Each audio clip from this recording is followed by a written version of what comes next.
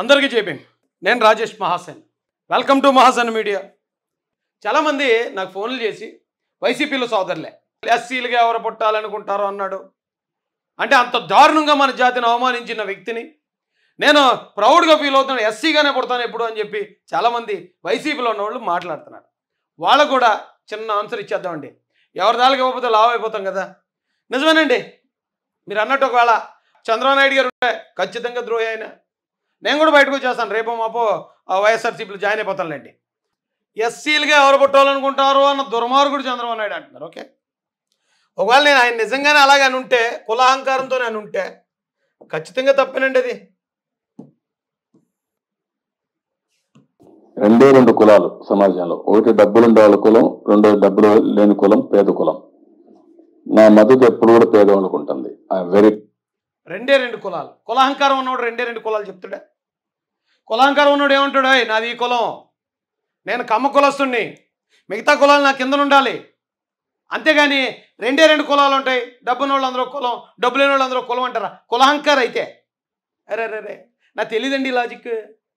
అంటే కులం ఫీలింగ్ లేని వాళ్ళు, కులాలకు అతీతంగా ఉండేవాళ్ళు అరే నీది ఆ కులం రా, నీది ఈ కులం రా అని విడివిడిగా మాట్లాడతారు అనుకుంటా. వాళ్ళు కులాహంకారం లేని వాళ్ళు అనమాట. వాళ్ళు నేను అగ్ర కులస్తుడిని, నువ్వు బీసీ కులస్తుడివి, నువ్వు అలా ఆ కులస్తుడివి, నువ్వు అంటరాని కులస్తుడివి అనేవాడైతే కులం ఫీలింగ్ లేనోడా? అబ్బా, ఇలా రెండు కులాలు ఉన్నారో, ఒకటి డబ్బునోడు రెండు పేదోడు అంటే కులాహంకారా? ఓహో, మీరు ఏం చెప్తే అదే నమ్మలరా.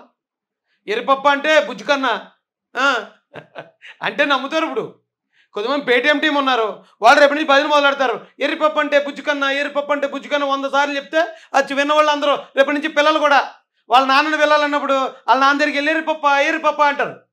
ఏట్రా ఇది అంటే, అవును వైసీపీలు చెప్పారండి, ఎర్రిపప్ప అంటే బుజ్జు నాన్న అని అర్థం అంట అని చెప్తుంది వాళ్ళమ్మ. మొత్తానికి మాటలుకున్న అర్థాలు మార్చేస్తున్నారు రా నాయన.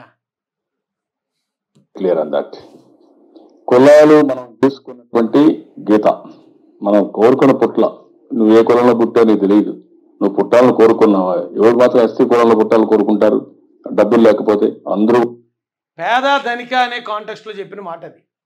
ఎస్సీ కులాల్లో జనరల్గా పేదలు ఉంటారు కాబట్టి ఎవరు మనం అనుకుని పుట్టలేదు. మన కులాల్లో ఇప్పుడు ఆయన అనుకుని కమ్మ కులంలో పుట్టలేదు, నేను అనుకుని ఎస్సీ కులంలో పుట్టలేదు, చిరంజీవి గారు అనుకుని కాపు కులంలో పుట్టలేదు.